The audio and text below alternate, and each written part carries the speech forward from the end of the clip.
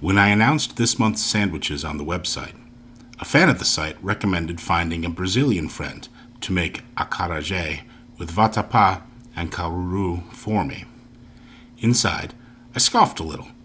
Don't you know who I am? I thought. I get it now. These are extremely labor-intensive dishes. Acarajé is a fritter made from ground cowpeas and was brought to the Bahia state of northeastern Brazil by enslaved Yoruba people of West Africa.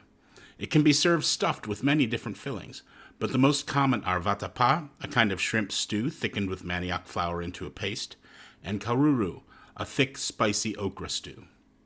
Strike one against making this yourself if you don't have to.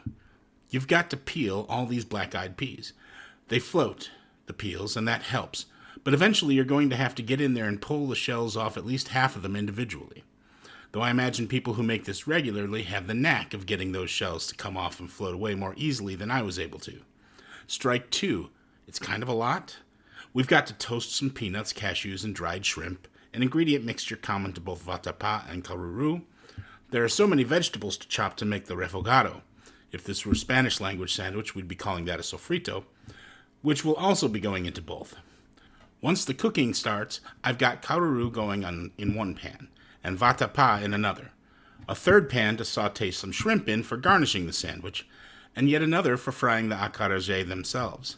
Not to mention the tomato salad, called vinaigrette, that I made as another garnish. Strike three, the dende, or palm oil. Now, I've used palm oil before, but never to deep fat fry anything, and, well, I had issues. I wasn't sure at first. Was my oil too hot, too cold? Was my acarajé batter too wet? But again, as long as I was using palm oil, my oil boiled over as soon as I tried frying the acarajé batter. So I used a peanut oil instead. Eventually it all came together.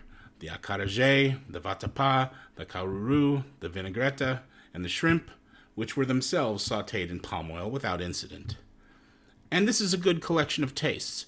The acarajé with a texture similar to falafel, but far less herby, more onion forward.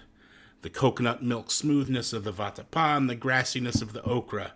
The bright flavors of the vinaigrette salad and the juicy shrimp. It was definitely worth my time to make. But are there any Brazilians out there who'd like to be my friend and make it the next time?